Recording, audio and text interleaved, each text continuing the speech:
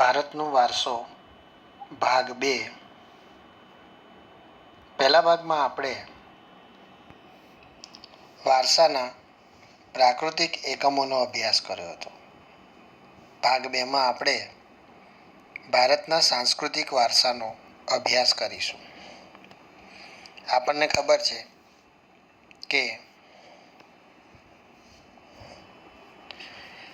ભારતના સાંસ્કૃતિક વારસામાં અનેક બાબતોનો સમાવેશ થયેલો છે. ભારતે જગતને વિવિધતાપૂર્ણ અને સમૃદ્ધ વારસાની ભેટ આપી છે. સાંસ્કૃતિક વારસો એટલે માનવ સર્જિત વારસો. માનવીએ પોતાની કુનેહ, બુદ્ધિ ચાતુર્ય, આવડત અને કલા કૌશલ્ય દ્વારા જે કંઈ પ્રાપ્ત કર્યું કે તેનું સર્જન કર્યું તેને સાંસ્કૃતિક વારસો કહેવાય. આર્યોથી શરૂ કરીને શકો, ક્ષત્રપો, કુષાણ, હુણ, ઈરાનીઓ, તુર્કો, આરબો, મોગલ, પારસીઓ, અંગ્રેજો, ફ્રેન્ચો વગેરે જેવી વિવિધ જાતિ પ્રજાતિઓ ભારતમાં આવી. આ બધા વચ્ચે થયેલ આદાન પ્રદાનથી ભારતીય સંસ્કૃતિ સમૃદ્ધ બની. ભારતના પ્રાચીન ઇતિહાસની આપણે વાત કરીએ તો પ્રાગ ઐતિહાસિક સમયથી ભારતે વિશ્વની પ્રજાને સાંસ્કૃતિક વારસાઓની ઘણી બધી બાબતોની ભેટ આપી છે. ઉદાહરણ તરીકે શિલ્પ સ્થાપત્યની કલા આશરે 5000 વર્ષ જેટલી પ્રાચીન છે, જેમાં સિંધુ ખીણની સંસ્કૃતિના પુરાવાઓના અવશેષો ગણી શકાય. જેમ કે તેમાંથી મળી આવેલ દેવ દેવીઓની પ્રતિમાઓ, માનવ શિલ્પો, પશુ તથા રમકડા તેમજ દાઢીવાળા પુરુષનું શિલ્પ તેમજ નર્તકીની મૂર્તિ જોઈને આપણને આપણા સાંસ્કૃતિક વારસા પ્રત્યે સ્વાભિમાન અને ગૌરવની લાગણી જન્મે છે. આ જ ક્રમમાં મૌર્ય યુગની ઊંધા કમળની આકૃતિ ઉપર સિંહ અને વૃષભનું શિલ્પ, બુદ્ધની પ્રજ્ઞાપારમિતાનું શિલ્પ, સારનાથની ધર્મચક્ર પ્રવર્તનવાળી મહાત્મા ગૌતમ બુદ્ધની પ્રતિમાઓ અને તે પછીના કાળખંડની જૈન તીર્થંકરોની પ્રતિમાઓ, રાષ્ટ્રકૂટ રાજાઓના સમયની ઇલોરાની ગુફાઓ નિહાળતા આપણને આપણા સાંસ્કૃતિક વારસા પ્રત્યે આદર અને ગૌરવ અનુભવાય છે.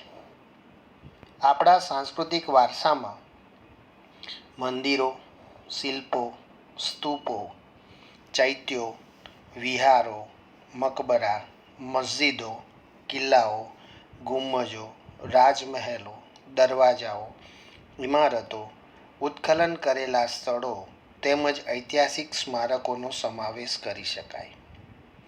આપણા સ્વાતંત્ર્ય સંગ્રામના ઐતિહાસિક સ્થળો જેવા કે સાબરમતી આશ્રમ, દાંડી, બારડોલી, વર્ધા, શાંતિનિકેતન, કલકત્તા, દિલ્હી વગેરે પણ સાંસ્કૃતિક વારસા તરીકે ઓળખાવી શકાય.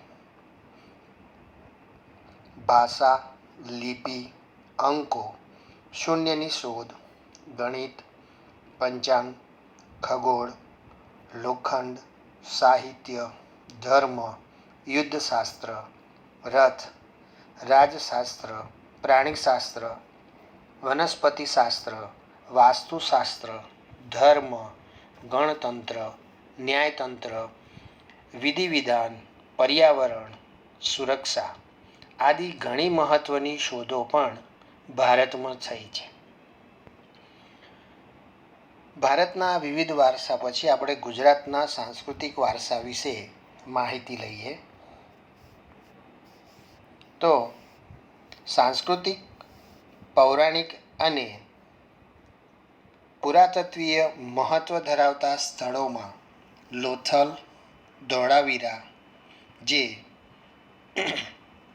લોથલ છે ધોળકા તાલુકામાં આવેલું છે, રંગપુર લીંબડી તાલુકો, સુરેન્દ્રનગર જિલ્લો, ધોળાવીરા કચ્છ જિલ્લો, રોજડી અથવા શ્રીનાથગઢ જે રાજકોટ જિલ્લામાં પૌરાણિક અને પ્રાચીન મહત્ત્વના ઉત્ખનન કરેલા સ્થળો છે.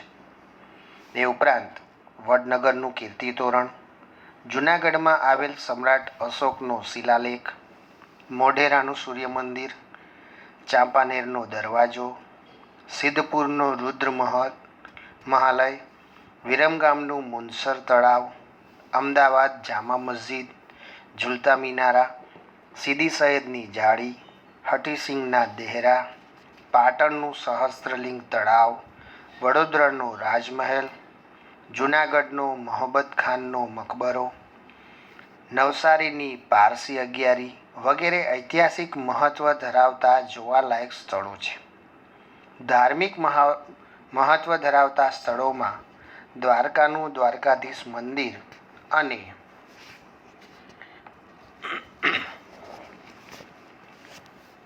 જગતગુરુ શંકરાચાર્યની શારદા પીઠ, એ ઉપરાંત 12 જ્યોતિર્લિંગમાં જેનો સમાવેશ થયો છે તે પૈકીનું સોમનાથ મંદિર, ઉત્તર ગુજરાતમાં અંબાજી બનાસકાંઠા જિલ્લામાં આવેલું મંદિર, બહુચરાજી મંદિર જે મહેસાણા જિલ્લામાં આવેલું છે, અને મહાકાળી માતાનું મંદિર જે પાવાગઢ ચાંપાનેર જિલ્લામાં આવેલું છે, મીરા દાતાર ઊંઝા ઉનાવા મહેસાણા જિલ્લો, જૈન તીર્થ પાલીતાણા ભાવનગર જિલ્લો, રણછોડરાયનું મંદિર ડાકોર ખેડા જિલ્લો, શામળાજી અરવલ્લી જિલ્લો વગેરે તીર્થ સ્થળોનો ને ગણાવી શકાય.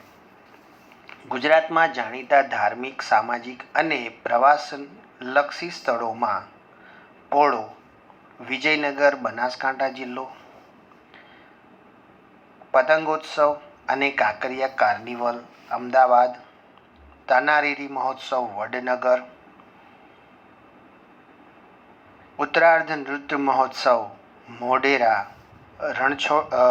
રણોત્સવ કચ્છ વગેરેનો સમાવેશ થયો છે.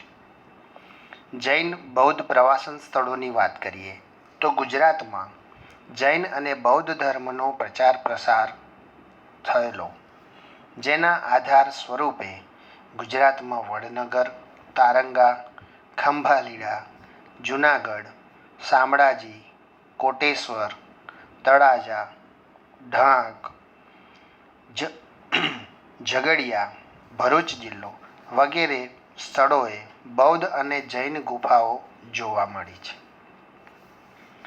ગુજરાતની જે પ્રજા છે તે ભાતીગળ પ્રજા છે.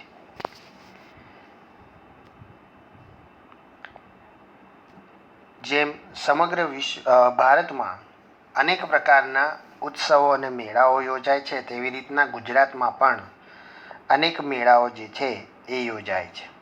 ગુજરાતની ભાતીગળ સંસ્કૃતિમાં વિવિધ સ્થળોએ પરંપરાગત રીતે ધાર્મિક, સામાજિક મહત્ત્વ ધરાવતા મેળાઓનું આયોજન થાય છે.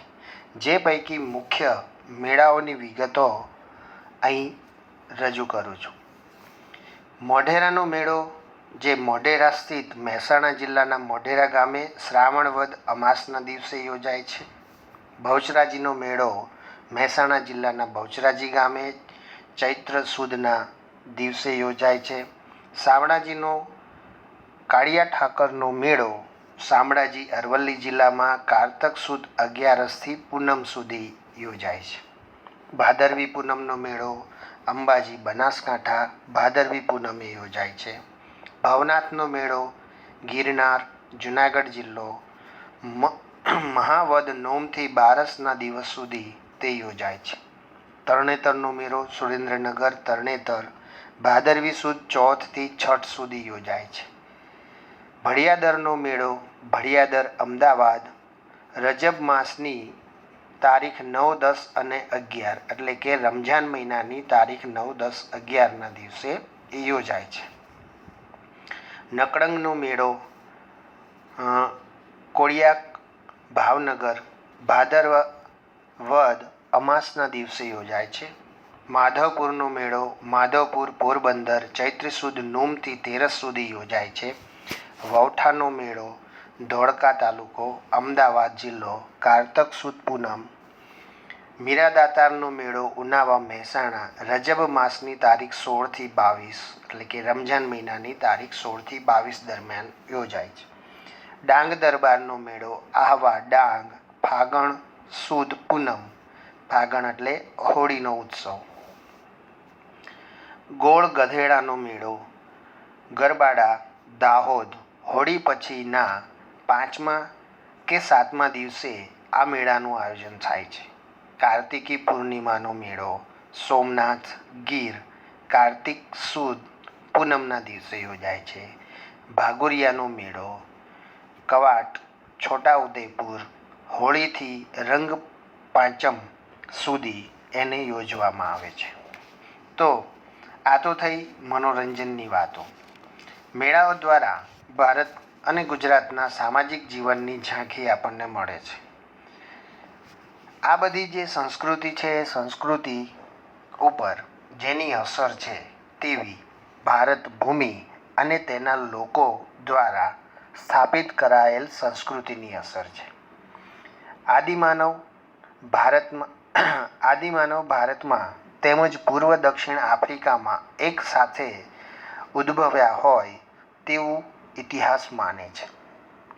ભારતના ભાતીગળ વારસા અને સમૃદ્ધિના આકર્ષણના કારણે અનેક વિદેશી પ્રજાઓ ભારત તરફ આકર્ષાઈ.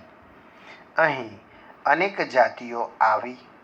પરિણામે ભારતમાં લગભગ બધી જ જાતિઓના તત્વો મળી આવે છે. ભારતમાં દ્રવિડ પ્રજાની ગણના પ્રાચીનતમ પ્રજા તરીકે થતી હતી. સમજો ખાસ, ભારતમાં દ્રવિડ પ્રજાની ગણના પ્રાચીનતમ પ્રજા તરીકે થતી હતી.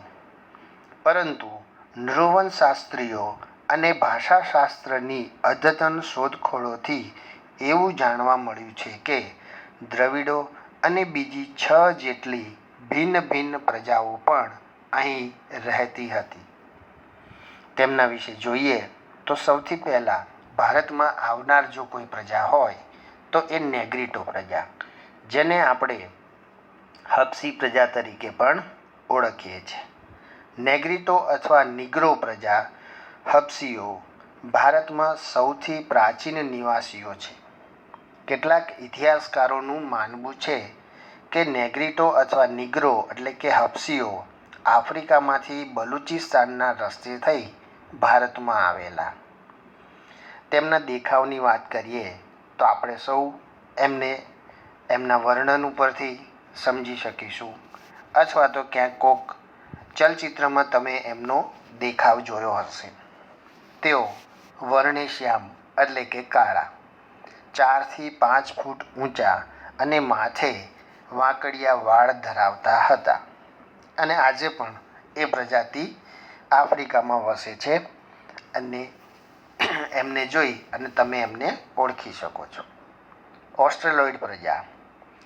આ પ્રજા નિષાદ પ્રજા તરીકે ઓળખાતી. આ પ્રજા અગ્નિ એશિયામાંથી આવેલી હતી. તેમનો રંગ શ્યામ, લાંબો અને પહોળું માથું, ટૂંકું કદ, ચપટું નાક તેમજ તેમની આ શારીરિક વિશેષતા હતી.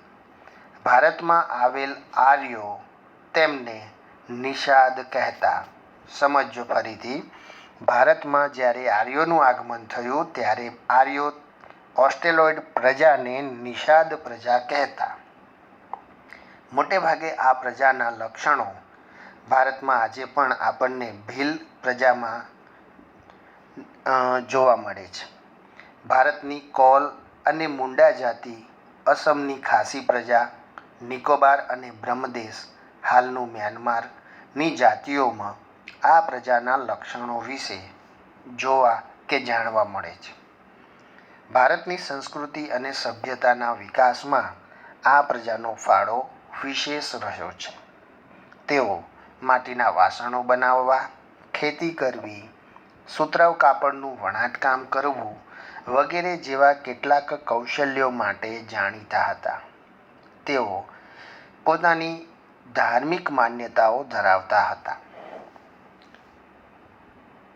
ઓસ્ટ્રેલોઇડ પ્રજા પછી ભારતમાં દ્રવિડ પ્રજાનું આગમન થયું. દ્રવિડો મૂળ ભારતના હતા. તેમને મોહેંજો-દડોની એટલે કે સિંધુ સંસ્કૃતિના સર્જક અને પાષાણ યુગની સંસ્કૃતિના સીધા વારસદાર તરીકે ઓળખવામાં આવે છે. ઉત્તરમાં આવેલી વિવિધ પ્રજાની ભાષા અને સાંસ્કૃતિક લક્ષણો એમનામાં ટકી રહ્યા. સમયાંતરે આ લોકો દ્રવિડ કહેવાયા. દ્રવિડોએ માતા રૂપે દેવી એટલે કે મા પાર્વતી અને પિતૃ રૂપે પરમાત્માનો એટલે કે શિવની પૂજાની સમજ આપી. દીપ, ધૂપ અને આરતીથી પૂજા કરવાની પરંપરા દ્રવિડોએ અપનાવી હોવાનું મનાય છે. આ ઉપરાંત તેઓ પ્રકૃતિ પૂજા, પશુ પૂજા વગેરેમાં માનતા હતા, જે આપણને દ્રવિડોની ભેટ છે. દ્રવિડોના મૂળ દેવ જેમને તેઓ પૂજતા હતા તે દેવોને આર્યોએ સ્વીકારી લીધા અને તેમની સંસ્કૃતિના દેવો તરીકે પુનઃસ્થાપન કરવામાં આવ્યા. સમય જતાં ઉત્તરના પ્રચંડ પ્રભાવ હેઠળ દ્રવિડોમાં આર્ય સંસ્કૃતિ ઊંડે સુધી વ્યાપી ગઈ.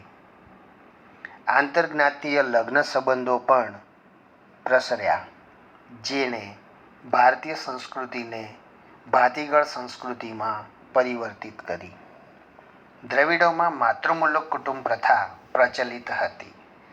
એનો અર્થ એવો થાય કે જેમ આર્યોમાં પિતૃમૂલક કુટુંબ પ્રથામાં બાળકના નામની પાછળ પિતાનું નામ લાગતું, જ્યારે દ્રવિડોમાં બાળકના નામની પાછળ માતાનું નામ મૂકવામાં આવતું. તેઓએ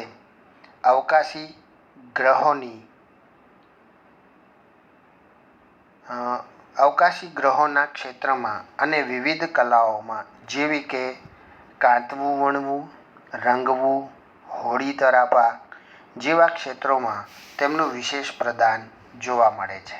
એટલે કે દ્રવિડો આ બધી કલા અને હુનરથી પરિચિત હતા. આર્યોના પ્રભુત્વ બાદ તેઓ દક્ષિણ ભારત તરફ ખસતા ગયા અને ત્યાં સ્થિર થયા. આજે દક્ષિણ ભારતમાં દ્રવિડ કુળની તમિલ, તેલુગુ, કન્નડ અને મલયાલમ જેવી ભાષાઓ બોલતા લોકો વસે છે. પ્રારંભિક તમિલ સાહિત્ય ઉર્મિની અભિવ્યક્તિથી ભરેલું છે, જે આપણે તમિલ સાહિત્ય વિશેની માહિતી પાઠ 4માં મેળવીશું. અન્ય પ્રજાઓ આ ઉપરાંત ભારતમાં મોંગોલોઇડ, આલ્પાઇન અને ડિનારિક તેમજ આર્મેનોઇડ પ્રજા પણ આવી હતી. એમાં મોંગોલોઇડ પ્રજા તો આ પ્રજા ઉત્તર પશ્ચિમ ચીનમાંથી તિબેટમાં થઈ ભારતમાં આવી. તેમણે ઉત્તર અસમ, સિક્કિમ, ભૂતાન, પૂર્વ બંગાળ વગેરેમાં વસવાટ કર્યો. સમય જતાં તેમનું ભારતીયકરણ થયું. આ પ્રજાઓનો વર્ણ પીળો એટલે કે દેખાવ પીળા રંગ જેવો, હળદરિયો, ચહેરો ચપટો, ઉપસેલા ગાલ અને બદામ આકારની આંખો જેવા શારીરિક લક્ષણો ધરાવતા હતા. મોંગોલોઇડ પ્રજા પછી આપણે આલ્પાઇન, ડિનારિક અને આર્મેનોઇડ પ્રજા, જો કે આ ત્રણ પ્રજાનો કોઈ વિશેષ દેખાવ અથવા તો વિશેષ સ્થળ વિશે કોઈ ચોક્કસ માહિતી નથી, પરંતુ આ પ્રજાઓ જે તે જેમ ભારતના મધ્ય એશિયામાંથી, મતલબ કે ભારતમાં આવી પહેલાં મધ્ય એશિયામાં વસવાટ કરતી હતી, ત્યાંથી ત્રણ જાતિઓ એક સમાન ભૌતિક ગુણ ધરાવતા એટલે કે સરખા દેખાતા એવી આ પ્રજાતિઓના અંશો ખાસ કરીને મહારાષ્ટ્ર, બંગાળ, ઓરિસ્સા, ગુજરાત અને સૌરાષ્ટ્રમાં વધુ પ્રમાણમાં જોવા મળે છે. એટલે કે આલ્પાઇન, ડિનારિક અને આર્મેનોઇડ પ્રજા એ ભારતના મધ્ય ભાગની અંદર એટલે કે મધ્યના રાજ્યોમાં વસવાટ કરી રહી છે એવું ધ્રુવનશાસ્ત્રી અને ભાષાશાસ્ત્રીઓએ રજૂ કરેલું છે. મોંગોલોઇડ પ્રજાનો પીળો વર્ણ હોવાથી એમને કિરાત પ્રજા તરીકે ઓળખવામાં આવતી. જે એક ગુણના પ્રશ્ન માટે અગત્યનું છે. મોંગોલોઇડ પ્રજાને બીજા કિરાત પ્રજા તરીકે ઓળખવામાં આવતી. હવે આવે છે મહત્વની પ્રજા આર્ય પ્રજા. આર્યો ભારતની આર્ય સભ્યતાના નિર્માતાઓ હતા, જેને નોર્ડિક પ્રજા તરીકે ઓળખવામાં આવે છે. પ્રાચીન કાળમાં હિન્દુઓ આર્ય કહેવાતા. તેઓની મુખ્ય વસ્તી જે તે પ્રદેશમાં હતી તે પ્રદેશને આર્યાવ્રત નામ અપાયું હતું, જે આપણે પાઠની શરૂઆતમાં જોયું હતું. ભારત વર્ષ, ભારત ભૂમિ, જાંબુવન અને આર્યાવ્રત. તો આર્યોનો મુખ્ય જ્યાં વસવાટ હતો તે પ્રદેશને આર્યાવ્રત તરીકે ઓળખવામાં આવતો. પ્રાચીન સમયમાં પ્રથમ આર્ય વસ્તી વાયવ્ય ભારતમાંથી આવી હશે તેવું મનાય છે. ત્યાં 7 મોટી નદીઓ વહેતી હોવાના કારણે તેઓ તેને સપ્ત સિંધુ નામથી બોલાવતા હતા અથવા તો એને ઓળખતા હતા.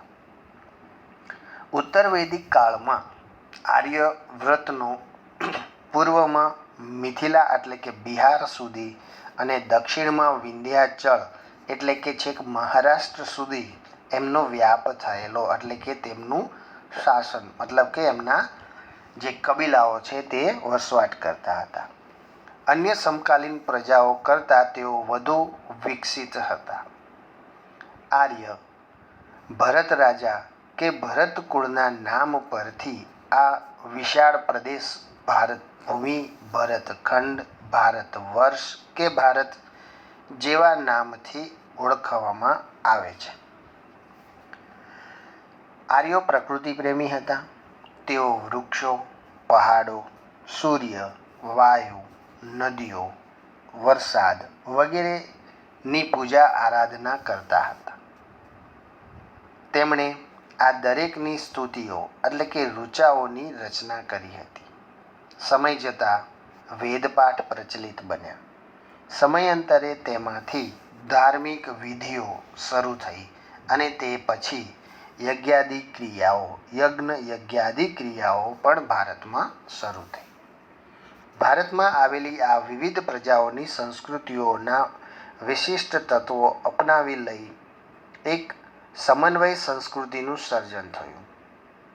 સમયાંતરે ભારતમાં આવીને વસેલી આ બધી પ્રજાઓ વચ્ચે લગ્ન સંબંધો દ્વારા પ્રજાઓનું સંમિશ્રણ થતું ગયું. એટલે કે ભારતની ભાતીગળ સંસ્કૃતિ માટે લગ્ન સંબંધો એ મુખ્ય પ્રક્રિયા ગણી શકાય.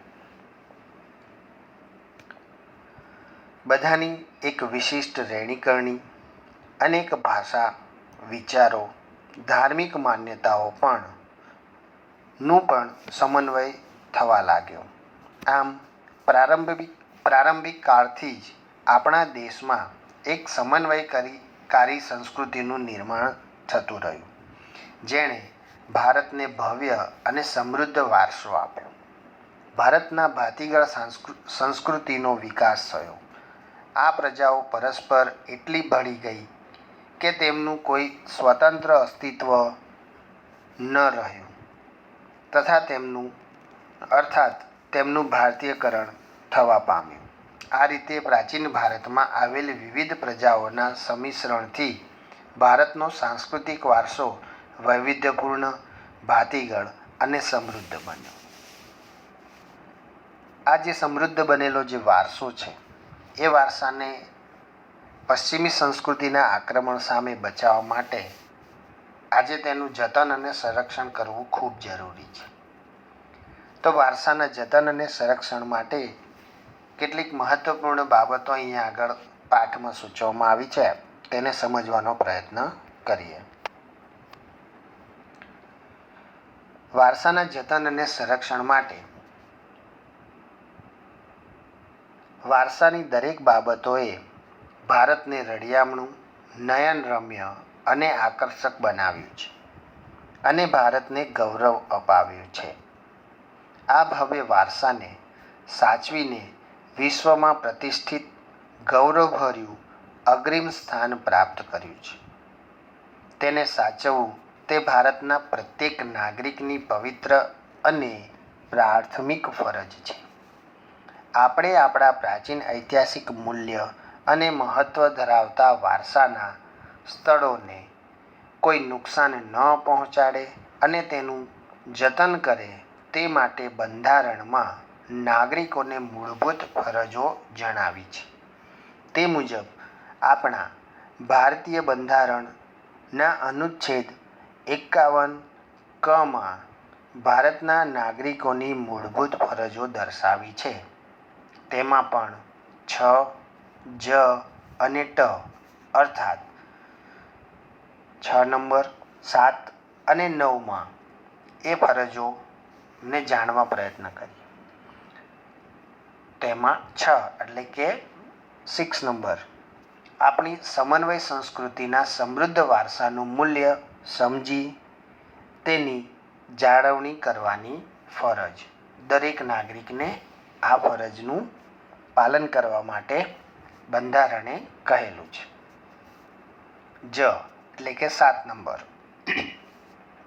જંગલો, તળાવો, નદીઓ અને વન્ય પશુ પક્ષીઓ સહિત કુદરતી પર્યાવરણનું જતન કરવાની અને તેની સુધારણા કરવાની અને સર્વ જીવો પ્રત્યે અનુકંપા રાખવાની ફરજ. ટ એટલે કે 9 નંબર જાહેર મિલકતનું રક્ષણ કરવાની અને હિંસાનો ત્યાગ કરવાની ફરજોનો સમાવેશ એ મૂળભૂત બંધારણમાં કરવામાં આવેલી છે ફરજોમાં. આમ પ્રકૃતિએ જે રમ્ય ભૂમિ દ્રશ્યો ભારતની ભૂમિ પર સર્જ્યા છે તેની સુંદરતા, પવિત્રતા અને શુદ્ધતાને આપણે સૌ સાથે મળીને એક નૈતિક ફરજ સમજીને જાળવવા જોઈએ. વારસાનું ઘડતર અને ક્રમિક વિકાસ ભારતને મળેલ વિશિષ્ટ પ્રાકૃતિક રચના પર આધારિત છે. પ્રકૃતિ દ્વારા ભારતને અઢળક સમૃદ્ધિ પ્રાપ્ત થઈ છે. આ પ્રાકૃતિક વિશેષતાએ ભારતને દરેક ક્ષેત્રમાં વિકાસ માટેની અણમોલ તક પૂરી પાડી છે. ભારતનો વારસો સદીઓથી ભારતના લોકો દ્વારા આર્થિક, રાજકીય, સામાજિક અને સાંસ્કૃતિક ક્ષેત્રે કરેલ વિકાસનું પરિણામ છે. માટે ભારતના વારસાનો આપણે સંવર્ધન કરવું એ ખૂબ જરૂરી છે. પેઢી દર પેઢી આપણને વારસામાં મળેલું છે એટલે આપણે પછીની જે પેઢી છે એ પેઢી માટે એને સાચવવું વિશેષ અનિવાર્ય છે. અહીંયા આગળ આપણો પાઠ પૂર્ણ થાય છે. પાઠના અંતે ગૃહ કાર્યની નોંધ મેં મૂકેલી છે, જેની અંદર ખૂબ જ મહત્ત્વના પ્રશ્નોની માહિતી આપેલી છે. એ પ્રશ્નો 1 થી 13 પ્રશ્ન જે છે એ હેતુલક્ષી છે અને 3 પ્રશ્ન જે છે એ શોર્ટ નોટ એટલે કે શોર્ટ આન્સર 2 અને 3 માર્કમાં અગત્યના છે. દરેકે તેનું ગૃહ કાર્ય કરી લેવું.